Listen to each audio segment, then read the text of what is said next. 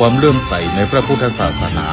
และครูบาเจ้าศรีวิจัยที่มีอายุ20 ปีบริบูรณ์ขึ้นไปสมัครเข้ารับการอุปสมบทเพื่อศึกษาและปฏิบัติวิปัสสนากรรมฐานณวัดร่ำเปิงตะโปธารามเป็นเวลา9 วันในชื่อรุ่นถวายพระราชกุศลเฉลิมพระชนม์72 พรรษาตั้งแต่วันที่11 มิถุนายน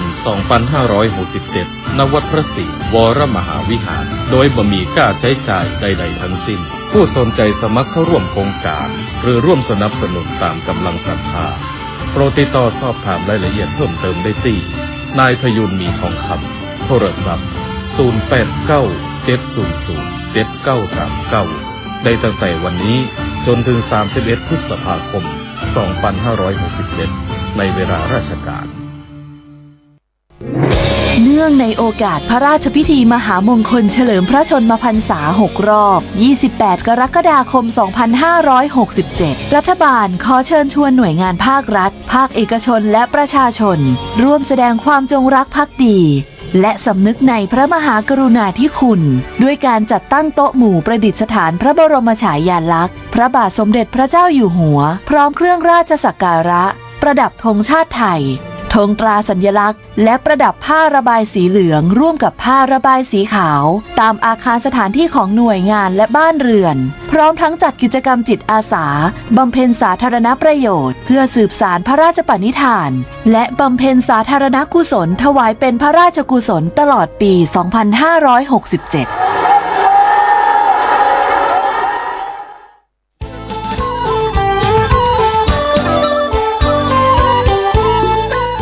ข่าวสารเพื่อการประชาสัมพันธ์ขอเชิญชวนผู้ใจบุญใจกุศล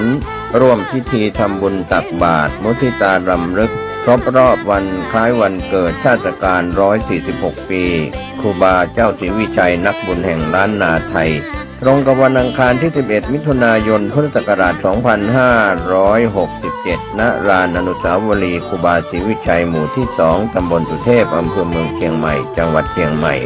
มีพระธรรมเสนาบดีรองเจ้าคณะภาค 7 เจ้าอาวาสวัดพระธาตุดอยสุเทพเป็นประธานฝ่ายสงฆ์นายสิทธิศักดิ์อภิกุลชัยสิทธิ์นายอำเภอเมืองเชียงใหม่เป็นประธานฝ่ายคฤหัสถ์กำหนดการดังนี้อังคารที่11 มิถุนายน 6:09 น.ศรัทธาประชาชนพร้อมกันณ ลานอนุสาวรีย์ครูบาเจ้าศรีวิชัย 6:19 น.ถวายเครื่องสักการะครูบาเจ้าศรีวิชัยโดยนายอำเภอเมืองเชียงใหม่เป็นประธานพิธีนำกล่าวคำไหว้สาสักการะครูบาเจ้าศรีวิชัยโดยพระครูปัญญาสังฆการผู้ช่วยเจ้าอาวาสวัดศรีโสดาพระอารามหลวงกล่าวคำโยงเข้าบาตร 6:29 น.พิธีทำบุญตักบาตรมุทิตารำลึกครูบาเจ้าศรีวิชัยพระภิกษุสามเณรจำนวน219 รูปออกรับบิณฑบาตรอบอนุสาวรีย์ครูบาเจ้าศรีวิชัย 7:29 น.นายอำเภอสิทธิศักดิ์อภิกุลชัยสิทธิ์นายอำเภอเมืองเชียงใหม่ประธานฝ่ายคฤหัสถ์จุดเทียนธูปบูชาพระรัตนตรัยไหว้พระสมาทานศีลประธานฝ่ายสงฆ์มีพระธรรมเสนาบดีรองเจ้าคณะภาค 7พร้อมพระเถรานุเถระจำนวน12 รูปเจริญพระพุทธมนต์สมโภชอนุสาวรีย์ครูบาเจ้าศรีวิชัยประธานฝ่ายสงฆ์กล่าวสัมโมทนียกถาเทิดเกียรติคุณในบารมีพระครูบาเจ้าศรีวิชัยประธานฝ่ายคฤหัสถ์กล่าวพบปะศรัทธาประชาชนอาจารย์กล่าวสุมาครัวตาลถวายจตุปัจจัยไทยธรรมจำนวน15 ชุดพระสงฆ์อนุโมทนาวันพาราพระถวายภัตตาหารเช้าแด่พระเถรานุเถระณ ลานอนุสาวรีย์จำนวน12 รูป 9 นาฬิกาพิธีเปิดโครงการบริการประชาชนสักการะครูบารักษาห้วยแก้วประจำปีพุทธศักราช 2567 โดยนายสิริพรสิริโสดาผู้อำนวยการสำนักงานคุมประพฤติจังหวัดเชียงใหม่นำสมาชิกและผู้ถูกคุมประพฤติตลอดถึงอาสาสมัครคุมประพฤติจังหวัดเชียงใหม่60 คนบริการสังคมโดยพัฒนาทำความสะอาดรอบอนุสาวรีย์ครูบาศรีวิชัยพร้อมเส้นทางขึ้นดอยสุเทพตามโครงการสักการะครูบารักษาห้วยแก้วประจำปี 2567 เป็นเสร็จพิธีก็เป็นการเชิญชวนคณะสงฆ์คณะศรัทธาและผู้มีความเคารพนับถือในตัวครูบาเจ้าศรีวิชัยในพิธีทำบุญตักบาตรมุทิตารำลึกรอบวันคล้ายวันเกิดชาติการ146 ปีครูบาเจ้าศรีวิชัยนักบุญแห่งล้านนาไทยช่วงเช้าอังคารที่11 มิถุนายนเวลา 6 นาฬิกาเป็นต้นไปณลานอนุสาวรีย์ครูบาศรีวิชัยหมู่ที่ 2 ตำบลสุเทพอำเภอเมืองเชียงใหม่จังหวัดเชียงใหม่เชิญทุกท่านร่วมงานนี้โดยพร้อมเพรียงกัน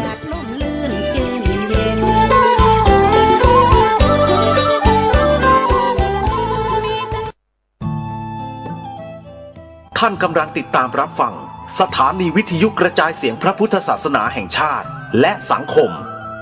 คลื่นเพื่อการศึกษาพระพุทธศาสนาและวัฒนธรรมระบบ FM 104.5 เมกะเฮิรตซ์รายการต่อไปเป็นรายการคดีโลกคดีธรรม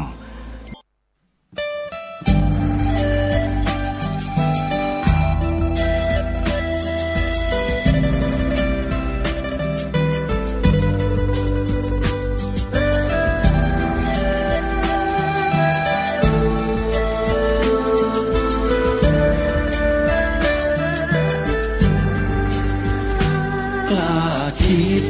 ก็ต้องกล้าทำอย่ากลัวถ้าทำความดีเร่งศึกษาปัญหาให้ทันท่วงทีเมืองไทยจะพัฒนากว่านี้รายการดีคดีโลกคดีธรรมขอรำพัน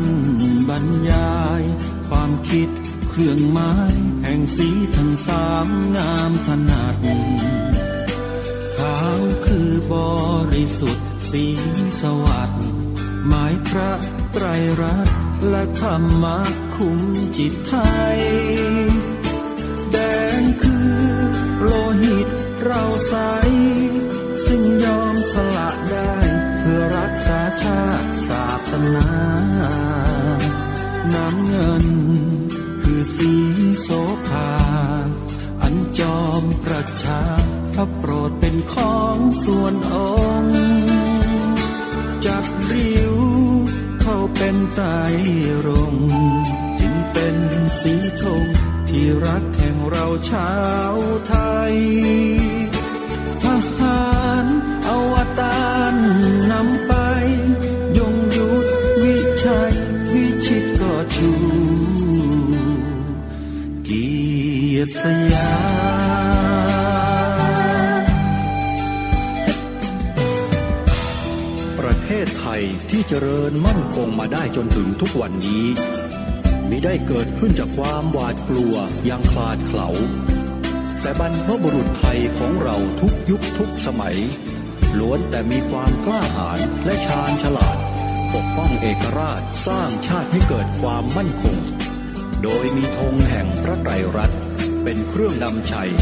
จึงเป็นที่มาที่ไปของรายการคดีโลกคดีธรรมกล้าคิดก็ต้องกล้าทำอย่ากลัวถ้าทำความดีเร่งศึกษาปัญหาให้ทันท่วงทีเมืองไทยจะพัฒนากว่านี้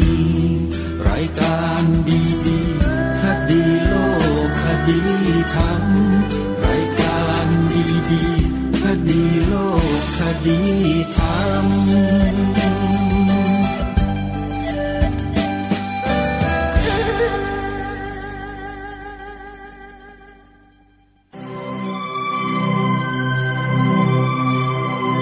พระบรมราโชวาทพระบาทสมเด็จพระเจ้าอยู่หัวการเคารพบูชาผู้ควรบูชานั้นเป็นมงคลประการสำคัญและการบูชาอย่างสูงสุดนั้นคือบูชาด้วยการประพฤติปฏิบัติตนให้ดีขอให้นักเรียนทุกคนตั้งใจศึกษาเล่าเรียนและมันอบรมตนให้เป็นผู้ที่สมบูรณ์ด้วยวิชาความรู้กริยามารยาทและคุณธรรมทั้งปวง ในพิธีพระราชทานประกาศนียบัตรและรางวัลแก่นักเรียนวชิราวุธวิทยาลัย 11 มีนาคม 2508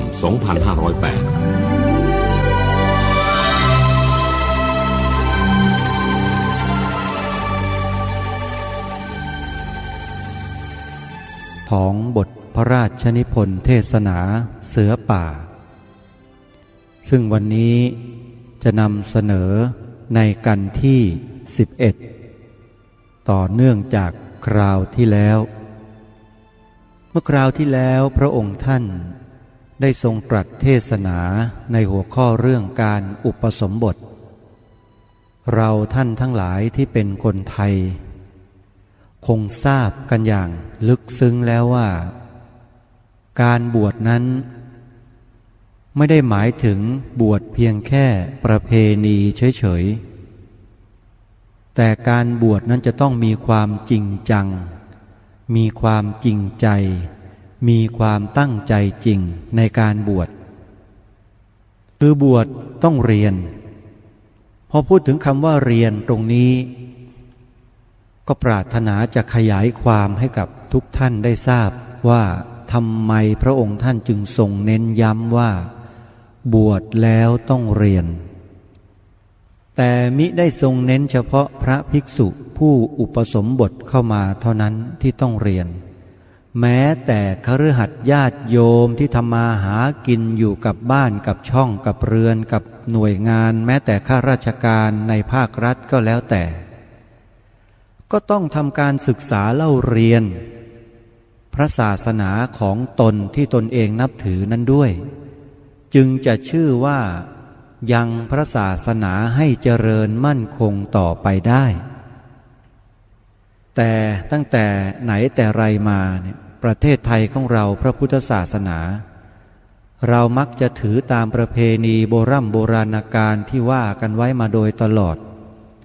ติดนิสัยเดิมคือพอบอกว่าบวชเรียนเราก็ติดอยู่แค่คำเท่านั้นแต่ไม่เคยประพฤติตามคำนั้นเลยพระองค์จึงทรงใช้คำหนึ่งว่าบวชจิ้มบวชเปลืองข้าวสุกบวชผลาญบวชแล้วไม่ได้ประโยชน์อะไร7 วันบ้าง15 วันบ้างบางทีก็ถือตามประเพณีว่าบวชพอให้บิดามารดาได้ร้องห่มร้องไห้เมื่อเห็นผ้าเหลืองคิดกันอยู่แค่นี้บางรายก็หนักและเลวซะยิ่งกว่าก็คือบวชเข้ามาเพื่อจะหากินบางทีจัดงานบวชก็เพื่อหวังจะได้ทรัพย์ได้เงินจากผู้ที่มาร่วมกิจกรรมงานบวชพระองค์ตรัสเลยว่าจำพวกนี้ถือว่าเลวและในสังคมไทยเราก็มีอย่างนั้นจริงๆแล้วมีเยอะซะด้วยคือบวชกันตามประเพณีพอได้ผ่านกระบวนการยัตติตติยกรรมวาจาอุปสมบทห่มผ้าเหลืองแล้วจะแม้แค่ชั่วโมงเดียวพอศึกไปก็ถือว่าบวชแล้วอย่างนี้พระองค์ตรัสชัดเลยว่าไม่ใช่ถึงแม้จะ7 วัน15 วันหรือแม้แต่4 เดือนแต่ไม่ได้รู้เรื่องอะไรเลยเนี่ยก็ไม่ถือว่าเป็นการบวชเป็นเพียงแค่การผ่านเข้ามาสู่กระบวนการที่เรียกว่าบวชเท่านั้นเองแต่ไม่ได้สร้างความเป็นนักบวชให้เกิดขึ้นในชีวิตและจิตใจของตนเองเลยนี่ถือว่าเสียหายพระศาสนาเสียหายมากพอศึกไปแล้วไม่รู้อะไรเลยสักอย่างเพราะฉะนั้นนี่คือหนึ่งในอันตรายที่สำคัญที่เกิดขึ้นภายในชาวพุทธของเราเองพระองค์ตรัสมา100 ปี102 ปีแล้วนะพระองค์ตรัสมาเนี่ย102 ปีแล้วนะเรื่องนี้แล้วก็ยังคงเป็นอยู่อย่างนี้เรื่อยมาแต่ดีหน่อยดีตรงไหนตรงที่คณะสงฆ์ของเราในปัจจุบันเนี่ยมีความพยายามเหลือเกินที่จะให้วัดวาอารามต่างๆเอาใจใส่เรื่องของการศึกษาการประพฤติปฏิบัติในทางพระพุทธศาสนาเพิ่มมากขึ้นโดยลำดับ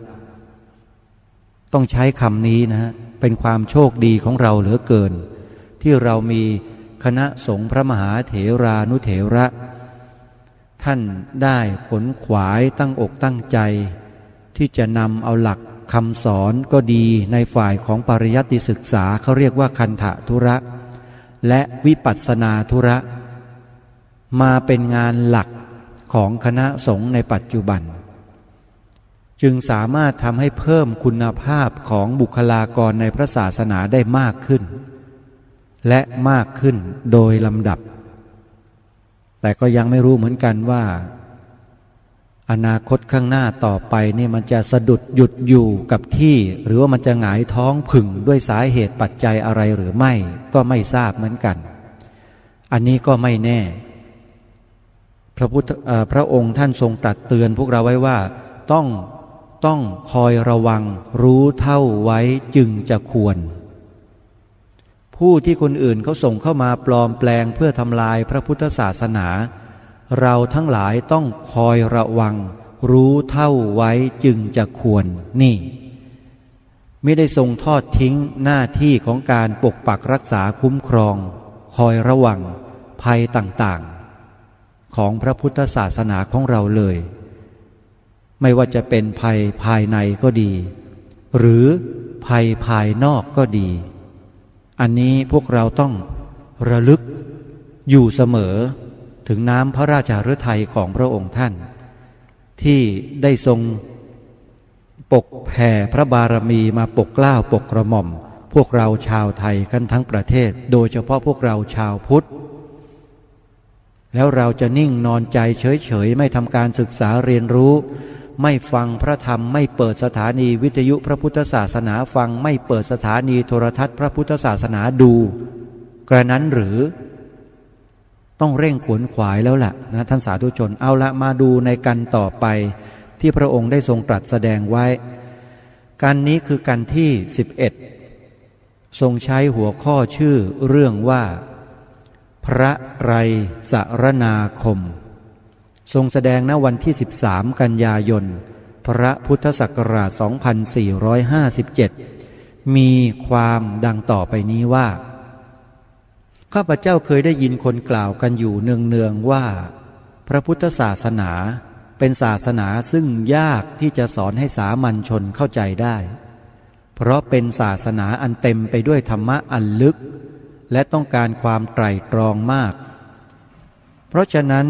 จึงนับว่าเป็นศาสนาของนักปราชญ์มากกว่าศาสนาสำหรับสาธารณชนความเห็นซึ่งเขาแสดงเช่นนี้ข้าพเจ้าเข้าใจว่าความมุ่งหมายของเขานั้นคือจะกล่าวว่าสาธารณชนคือคนทั่วไปนอกจากผู้ที่ได้เล่าเรียนย่อมต้องการรู้สึกว่ามีสิ่งใดสิ่งหนึ่งหรือผู้ใดผู้หนึ่งเป็นผู้มีอำนาจเป็นใหญ่ยิ่งกว่ามนุษย์ทั้งปวงในโลกนี้และเป็นผู้ที่อาจบันดาลให้สรรพการทั้งปวงเป็นไปได้ทุกอย่างและชนทั่วไปต้องการจะถือท่านผู้เป็นใหญ่นั้นเป็นที่พึ่งเช่นอย่างชนที่ถือศาสนาพราหมณ์เอาพระอิศวรหรือพระนารายณ์เป็นที่พึ่งชนที่ถือศาสนายิวเอาพระยะโฮวาเป็นที่พึ่งคริสตังเอาพระเจ้าบนสวรรค์เป็นที่พึ่งพวกอิสลามเอาพระอาลาเป็นที่พึ่งดังนี้เป็นต้นส่วนการสอนศาสนาของผู้ที่ถือลัทธินั้นๆในเบื้องต้นก็ไม่มีอะไรนอกจากสอนให้เชื่อในพระเป็นเจ้าเป็นใหญ่นั้นโดยมั่นคงให้เชื่อว่าพระเป็นเจ้าอาจบันดาลให้อะไรเป็นไปได้ทุกอย่างเพราะฉะนั้นให้รู้จักฝากเนื้อฝากตัวและประจบประแจงท่านผู้มีอำนาจนั้นไว้ท่านจะได้โปรดปรานบันดาลให้ได้สมปรารถนาแต่ฝ่ายพระพุทธเจ้าของเรามิได้ทรงสั่งสอนให้เรามีความไว้วางใจในผู้เป็นเจ้าเป็นใหญ่เช่นนั้นเพราะเหตุใดเพราะทรงรู้สึกว่าความเชื่อถือเช่นนั้นไม่มีประโยชน์โดยแท้จริงคือ ผู้ที่เชื่อว่าสิ่งใดๆทั้งสิ้นจะสำเร็จไปได้โดยความวิงวอนหรือบนบานขอต่อผู้มีอำนาจเช่นนั้นแล้วก็จะไม่รู้สึกความจำเป็นที่จะประพฤติชอบเองจะมัวแต่คอยรับบำเหน็จจากพระเป็นเจ้าผู้ที่ได้รับบูชาแล้วเท่านั้นและยิ่งไปกว่านั้นอีกถึงแม้ทำบาปแล้ว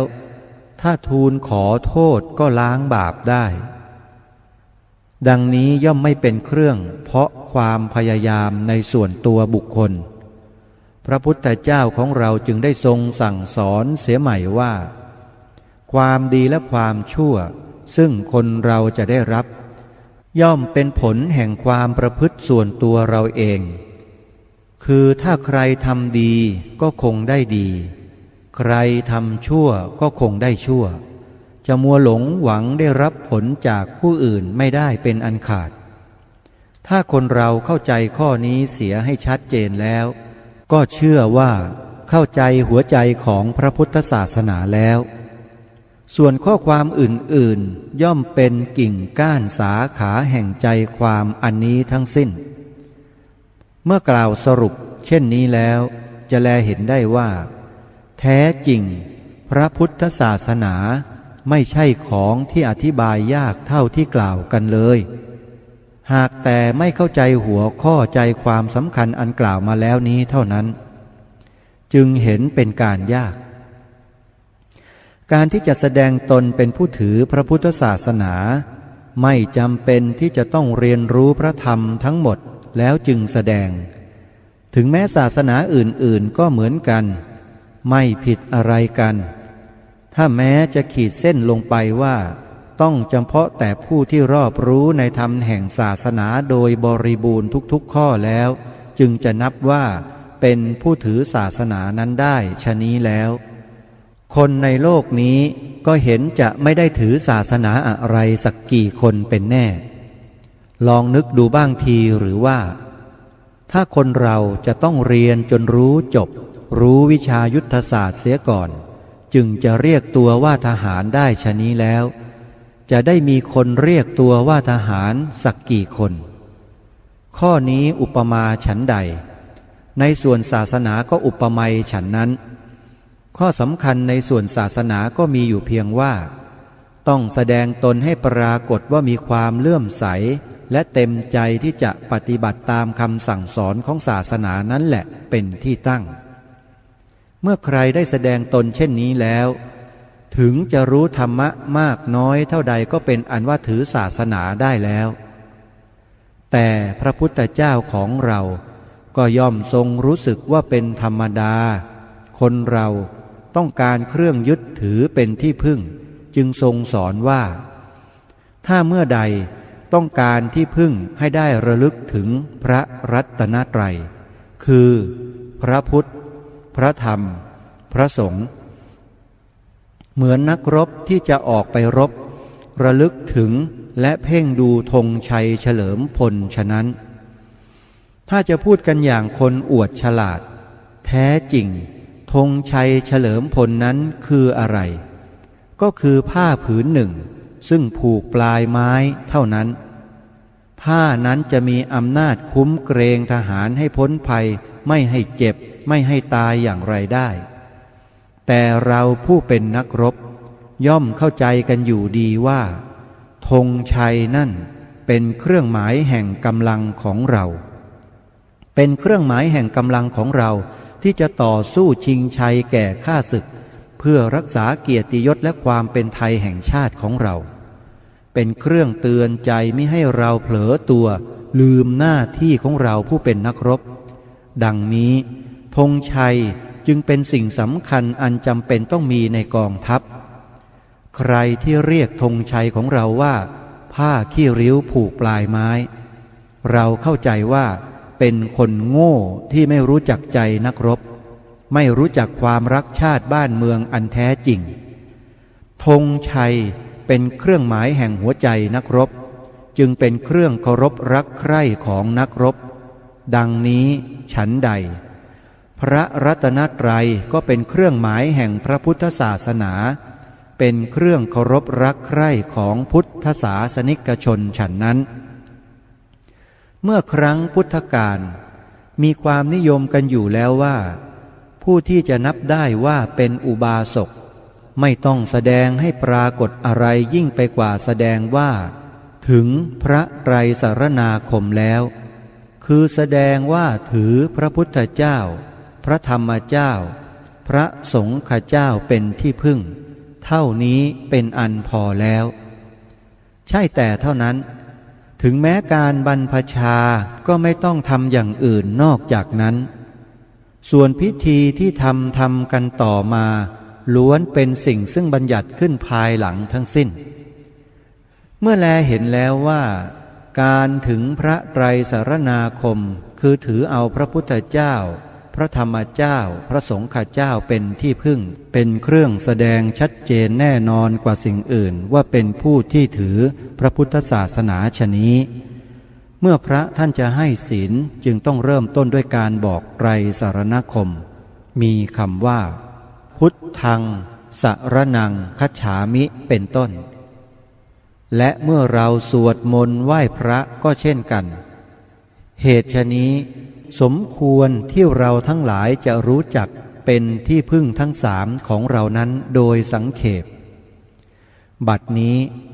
ข้าพเจ้าขออธิบายด้วยพระรัตนตรัยโดยย่อตามข้อความที่ข้าพเจ้าได้แสดงมาแล้วครั้งหนึ่งที่โรงเรียนมหาดเล็กหลวงเมื่อทำการวิสาขบูชาณวันที่12พฤษภาคมศกนี้ต่อพระพักตร์พระบรมวงศานุวงศ์บางองค์และข้าราชการหลายคนดังต่อไปนี้พระพุทธเจ้าคือพระองค์ผู้ที่ทรงตรัสรู้เองโดยที่มีความรู้บังเกิดขึ้นในพระฤทัยของพระองค์พร้อมแล้วทั้งได้ทรงสั่งสอนผู้อื่นให้รู้ตามเห็นตามและประพฤติชอบด้วยกายวาจาใจด้วยท่านผู้นี้เรียกว่าพระพุทธเจ้าพระธรรมเจ้าคือพระธรรมวินัยคำสั่งสอนของพระพุทธเจ้าพระองค์นั้นที่เราเรียกกันว่าพระพุทธศาสนาพระสงฆ์เจ้าคือชนหมู่หนึ่งซึ่งได้สดับพระธรรมวินัยที่พระพุทธเจ้าทรงอนุสาสน์ไว้และได้ปฏิบัติชอบตามพระธรรมวินัยนั้นแล้วนำมาสั่งสอนให้แก่ผู้อื่นสืบต่อกันมาเราทั้งหลายจึงได้รู้และสดับปรับฟังกันอยู่ทุกวันนี้พระพุทธพระธรรมพระสงฆ์ทั้งสามนี้เรียกว่าพระรัตนตรัยคือแก้วสามประการรัตนะแปลว่าแก้วในที่นี้หมายเอาสิ่งที่ประเสริฐเพราะพระพุทธพระธรรมพระสงฆ์นี้เป็นสิ่งที่ประเสริฐจึงได้เรียกว่าเป็นแก้วทั้งสามประการคุณของพระรัตนตรัยจะกล่าวโดยย่อก็คือพระพุทธเจ้านั้นเมื่อได้ทรงตรัสรู้คือรู้ดีรู้ชอบด้วยพระองค์เองแล้วถ้าหากพระองค์จะเก็บความรู้นั้นไว้และไม่สั่งสอนผู้อื่นก็ไม่มีผู้ใดจะติเตียนได้เพราะความรู้ใครได้มาแล้วก็ย่อมเป็นของคนนั้นแต่พระพุทธเจ้าของเราหาได้ประพฤติเช่นนั้นไม่พระองค์ตั้งพระทัยเผยแผ่ธรรมอันวิเศษนั้นให้เป็นประโยชน์แก่คนทั้งหลายด้วยเพื่อคนทั้งหลายจะได้ปฏิบัติตามได้บรรลุความสุขระงับเสียซึ่งความทุกข์โดยสมควรแก่อัตภาพของตนนี้จึงนับว่าเป็นคุณของพระพุทธเจ้าส่วนพระธรรมนั้นเมื่อผู้ใดปฏิบัติตามและตั้งตนมั่นอยู่ในคลองธรรมแล้วยากที่จะเพลี่ยงพล้ำหรือผิดพลาดด้วยประการต่างๆนี้คือคุณของพระธรรมส่วนพระสงฆ์ซึ่งตัวท่านเองเป็นผู้ปฏิบัติชอบตามพระธรรมวินัยแล้วท่านอุตส่าห์สั่งสอนให้เราทั้งหลายปฏิบัติดีปฏิบัติชอบด้วยนับว่ามีคุณเปรียบเหมือนบิดามารดาก็ว่าได้ผู้ที่รู้จักคุณพระรัตนตรัยดังที่กล่าวมาแล้วนี้และรู้สึกว่าพระรัตนตรัยย่อมเป็นที่พึ่ง ทำให้ได้รับความสุขและกำจัดภัยได้จริงจะหาสิ่งอื่นเปรียบมิได้เรียกว่าผู้ถึงซึ่งพระไตรสรณาคมและชื่อว่าเป็นพุทธศาสนิกชนคือผู้ที่นับถือพระพุทธศาสนาโดยแท้จริงคราวนี้ว่าถึงการปฏิบัติให้เป็นธรรมหรืออีกในหนึ่งว่าการถือศาสนาจะเป็นประโยชน์ได้อย่างไรลองตรึกตรองดูให้ดีในโลกนี้ย่อมมีเป็นของคู่กันจะเรียกสำหรับเป็นอริกันก็ว่าได้คือความดีกับความชั่วความดีเมื่อมีอยู่แล้วก็มีความชั่วคอยผจญอยู่ด้วยเสมอผู้ที่ตั้งใจบำเพ็ญแต่ความดีเมื่อมีความชั่วมากระทบใจเข้าก็มักจะชวนให้ใจปั่นป่วนรวนเรไปได้โบราณท่านจึงเปรียบเทียบความชั่วว่าเป็นมารหรือยักษ์ที่คอยแต่จะกินคนและมิใช่ว่าจะมีแต่ในศาสนาของเราศาสนาเดียวเมื่อไหร่ถึงศาสนาอื่นๆเขาก็ว่ามีเช่นนี้เหมือนกันที่จริงเราทั้งหลายก็ย่อมจะรู้อยู่ด้วยกันแล้วว่าความดีย่อมจะทำให้ผู้ประพฤติได้ผลเป็นสุขและความชั่วนั้นประพฤติเข้าก็ได้ผลเป็นทุกข์ทุกคนย่อมแสวงหาความสุขที่ยั่งยืนอยู่เสมอทั้งในส่วนกายและส่วนใจแต่ความสุขเช่นนั้นจะได้ด้วยยากความชั่วสิเป็นสิ่งที่กระทำได้ง่ายและมารย่อมคอยกระซิบให้เราทำอยู่เสมอด้วยเช่นเราระวังตัวไม่ไปเที่ยวในที่ที่ไม่ควรเที่ยวมันก็คอยเตือนว่าการประพฤติดีระวังตัวเช่นนั้นจะเรียกว่าเป็นสุขอย่างไรได้เป็นความทุกข์ต่างหากการไปเที่ยวเล่นเป็นการน่าสนุกสบายนักไม่ไปเที่ยวมัวแต่คุดคู้อยู่เช่นนั้นไม่เห็นน่าสบายเลยความชั่วคือมารย่อมคอยกระซิบยวนใจเราให้เห็นผิดเป็นชอบอยู่เช่นนี้ก็เมื่อเราต้องคอยรบกับมารอยู่เสมอทำฉะไหนเราจึงจะรู้ได้ว่าสิ่งที่เราจะทำลงไปนั้นผิดหรือถูกดีหรือชั่วและถ้าเราจะต้องคอยคิดค้นหาต้นเหตุกระทำเป็นการทดลองอยู่ทุกฝีก้าวไม่ว่าจะทำสิ่งใดจนที่สุดจะนั่งนอนยืนเดินก็จะมิต้องทดลองเสียทั้งสิ้นหรือที่ไหนจะมีเวลาทำกิจการอื่นๆให้สำเร็จได้คงไม่มีเวลาพอเป็นแน่เพราะเหตุฉะนี้ผู้ที่รู้หลักนักปราชญ์เมื่อได้พยายามค้นหาทดลองได้ความรู้สำเร็จดีแล้วว่าสิ่งนั้นถ้าประพฤติเข้าจะนำมาซึ่งความสุขสิ่งนั้นถ้าประพฤติเข้าจะนำมาซึ่งความทุกข์ท่านจึงจดจำไว้สำหรับสั่งสอนเพื่อคนข้างหลังจะได้ไม่ต้องทดลองกันร่ำไปยกตัวอย่างเช่นไฟบิดามารดาท่านห้ามไม่ให้เราจับเพราะท่านรู้แล้วว่าเป็นของร้อนถ้าไม่มีใครบอกเราก็คงจะต้องจับไฟให้มือพองเสียก่อนแล้วจึงจะได้ความรู้ว่าไฟเป็นของร้อนเช่นนี้เป็นตัวอย่างตื้นๆก็พระธรรมวินัยคือคำสั่งสอนของพระพุทธเจ้าของเราซึ่งเป็นของละเอียดลึกซึ้งนั้นจะมีประโยชน์แก่ผู้ที่นับถือและปฏิบัติตามเพียงไรย่อมจะพรรณนาได้ไม่มีที่สิ้นสุดแท้จริงบรรดาศาสนาทั้งหลายย่อมประกอบด้วยคำสั่งสอนที่เป็นประโยชน์เช่นนี้ทั้งนั้นแต่ฝ่ายเราผู้เป็นคนไทยบ้านเมืองเราได้นับถือพระพุทธศาสนามานานแล้วเราจึงควรเลือกถือพระพุทธศาสนาสืบต่อจากบิดามารดาปู่ย่าตาทวดของเราสมเด็จพระบรมศาสดาจารย์ของเราได้ตรัสรู้ธรรมอันถ่องแท้แล้วจึงได้ทรงสั่งสอนพระสาวกพระสาวกก็ได้สั่งสอนเราทั้งหลายต่อมาเมื่อเราทั้งหลายได้รับคำสั่งสอนรู้ผิดรู้ชอบเช่นนี้แล้ว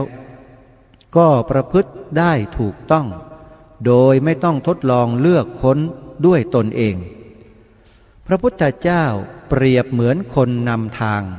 ซึ่งชูประทีปขึ้นส่องให้เราแลเห็นหนทางได้ถนัดประทีปนี้คือพระธรรมผู้ใดที่ใฝ่ใจฟังธรรมเมื่อเวลาเทศก็ดีหรือเวลาอ่านหนังสือก็ดีได้ชื่อว่าเป็นคนฉลาดรู้จักเดินเข้าหาดวงไฟเพื่ออาศัยแสงสว่างแลเห็นทางเดินได้แจ่มแจ้งไม่ต้องเดินสะดุดหรือตกหลุมตกหล่มอาจเดินไปสู่สถานแห่งความสุขได้โดยสะดวกผู้ที่เกียจคร้านไม่ฝักใฝ่ในธรรมวินัยนั้นก็ไม่ผิดอะไรกับผู้โง่เขลาที่ไม่รู้จักเดินเข้าหาดวงไฟถ้าแม้ว่าตนเดินสะดุดหรือตกหลุมตกหล่มลงไปจะซัดผู้อื่นไม่ได้เพราะดวงประทีปอันส่องแสงสว่างก็ได้จุดอยู่เสมอแต่ตัวเกียจคร้านไม่เดินเข้าไปหาแสงประทีปนั่นเองความผิดจึงตกอยู่กับตนเองถึงจะกล่าวว่าไม่มีผู้แนะนำตักเตือนก็ไม่ได้เพราะตัวของตัวเองมีหน้าที่ที่จะกระตือรือร้นตรงกับภาษิตบทหนึ่งที่ว่าตนของตนนั่นแหละเป็นที่พึ่งแก่ตนคือตนของตนไม่ขวนขวายกระทำตัวให้ดีแล้วถึงแม้จะมีผู้มีอำนาจสูงใหญ่ยกย่องสักเพียงไรก็จะดีไปไม่ได้ตลอดผู้ที่นั่งอยู่เฉยๆคอยรอแสงไฟให้มาเองไม่เดินเข้าไปหาดวงไฟเพื่อให้ได้แสงสว่างดังนี้นับว่าเป็นความผิดของตนเองทีเดียวจะโทษใครไม่ได้ยังมีคนอีกจำพวกหนึ่งซึ่งอวดดีเชื่อตัวว่าเป็นคนเดินทางเก่งไม่ต้องมีไฟนำก็ได้เท้าของตนเคยเดินชำนาญอยู่แล้วคงจะเดินได้ไม่มีความพลาดพลั้งคนจำพวกนี้เรียกว่ากระไรต้องเรียกว่าตาบอดสอดตาเห็นเพราะเขาเห็นว่าไม่จำเป็นต้องถือศาสนาก็ได้ศาสนานั้นเรียนเสียเวลาเปล่าๆไม่มีประโยชน์อะไรประทีปคือดวงไฟใหญ่ได้จุดอยู่แล้วเขาก็ไม่ปรารถนาเอาตามองดูเสียทีเดียวจึงไม่ผิดอะไรกับคนตาบอดที่สอดตาเห็นไปในทางที่ผิดพวกเราทั้งหลายที่เป็นทหารและเสือป่านับว่าเป็นผู้ที่ได้อยู่ในสำนักอันดีจะประพฤติตนเช่นนี้หาควรไม่เราจะเข้าใจในคำสั่งสอนหรือยังก็ตามจงพยายามฟังโดยความเคารพและตั้งใจจำไว้ให้มากที่สุดที่จะจำได้เพื่อว่าต่อไปข้างหน้าจะได้รับผลอันดีงาม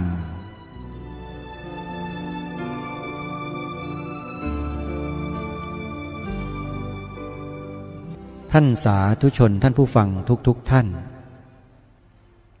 เชื่อเหลือเกินว่าท่านผู้ฟังที่ได้ฟังบทพระเทศนาบทนี้ที่มีชื่อว่าพระไตรสรณาคมขององค์พระบาทสมเด็จพระมงกุฎเกล้าเจ้าอยู่หัวรัชกาลที่ 6ท่านจะมีความเข้าใจในเรื่องของการถือพระไตรสรณาคมเป็นที่พึ่งอย่างชัดเจนที่สุดอาตมาภาพอ่านมาถึงตรงนี้ทีไรเนี่ยรู้สึกมีความปลาบปลื้มปีติยินดีในตัวของตัวเองอย่างไรบอกไม่ถูก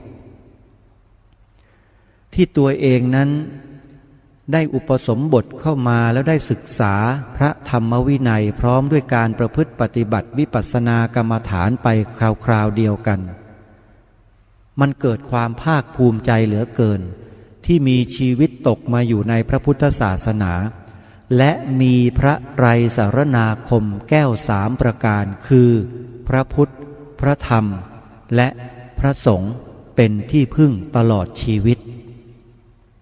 พระองค์ตรัสไว้ชัดเจนว่าถึงแม้ว่าคฤหัสถ์ญาติโยมเราทั้งหลายเนี่ยจะไม่ได้ทำการศึกษาอย่างละเอียดลึกซึ้งจนรู้ถึงปรมัตถธรรมในส่วนต่างๆก็ตามเพียงแค่เรากล่าวว่า บุตดังสารนังคัจฉามิธัมมังสารนังคัจฉามิสังฆังสารนังคัจฉามิเพียงแค่กล่าวถึงซึ่งไตรสรณาคมเท่านี้เราก็คือพุทธศาสนิกชนแล้วนี่แต่อย่าประมาทถึงแม้ว่าเราจะกล่าวพระไตรสรณาคมครบ3 ครั้งแล้วก็ตามมีทุติยัมปิมีตติยัมปิครบแล้วก็ตามแต่ถ้าเรายังประพฤติตนไม่ถูกไม่ควร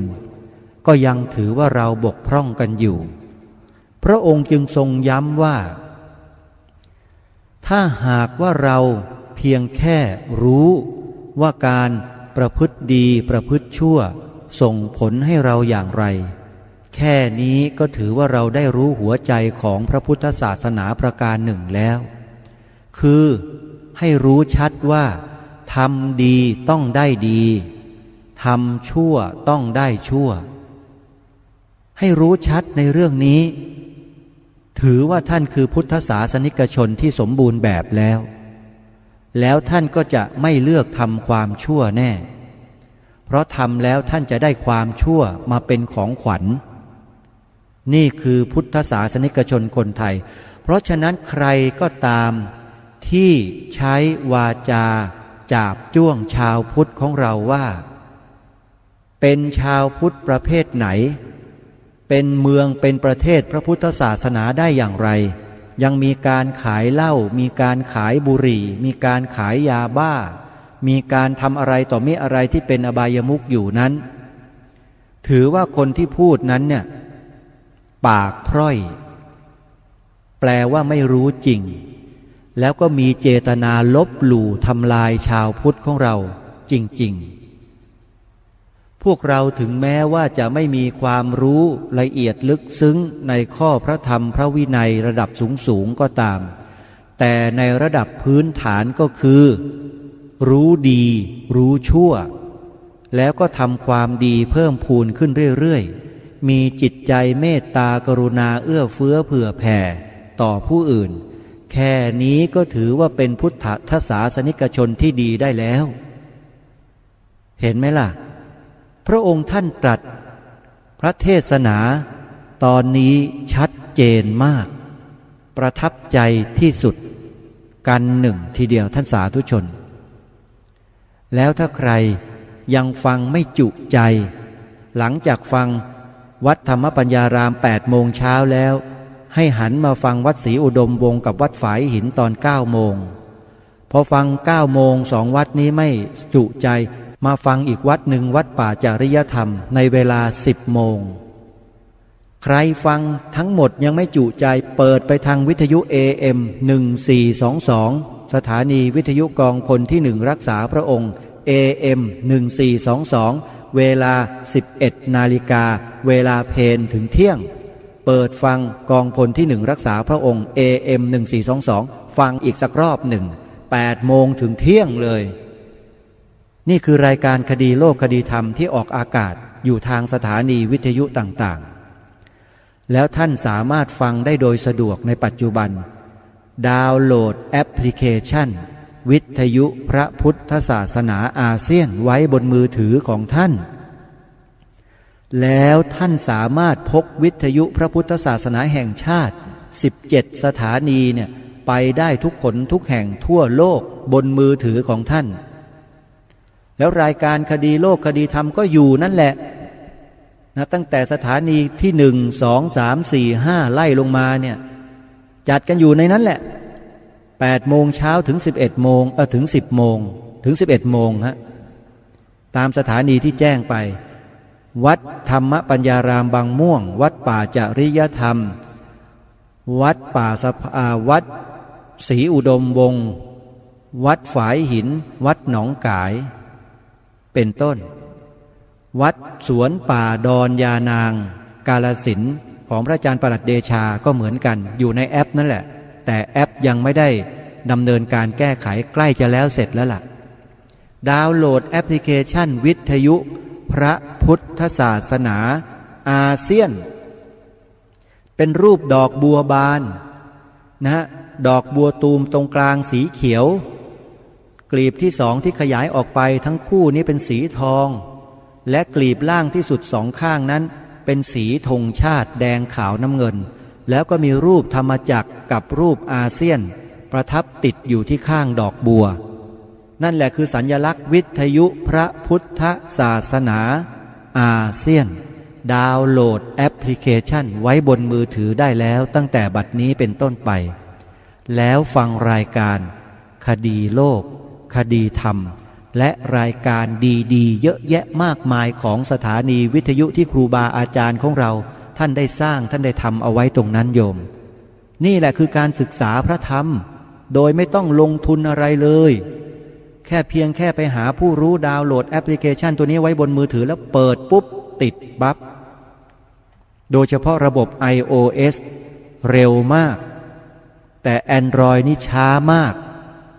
แต่ฟังได้ทั้งสองระบบก็ขอฝากไว้ช่วงท้ายรายการท่านสาธุชนทุกท่านบทพระราชนิพนธ์เทศนาเสือป่านี้ยังมีอยู่อีกหลายบทที่จะได้อัญเชิญมานำเสนอต่อท่านสาธุชนให้ศึกษาเรียนรู้ในข้อธรรมข้อศึกษาในพระพุทธศาสนาจากพระโอษฐ์ขององค์พระบาทสมเด็จพระมงกุฎเกล้าเจ้าอยู่หัวรัชกาลที่6ผู้ทรงพระคุณอันประเสริฐของปวงชนชาวไทยของเราต่อไปคอยติดตามรับฟังพร้อมๆกันทางสถานีวิทยุแห่งนี้ตามวันและเวลาดังกล่าวท่านสาธุชนทุกท่านวันนี้เราได้รู้จักพระไตรสรณาคมชัดแล้วสั้นๆง่ายๆได้ใจความครอบคลุมหมดทั้งหมดเลยเพราะฉะนั้นอย่าลืมทุกวันก่อนจะสวดมนต์ให้กล่าวไตรสรณาคมก่อนพุทธังสรณังคัจฉามิธัมมังสรณังคัจฉามิสังฆังสรณังคัจฉามิทุติยัมปิตติยัมปิให้ครบ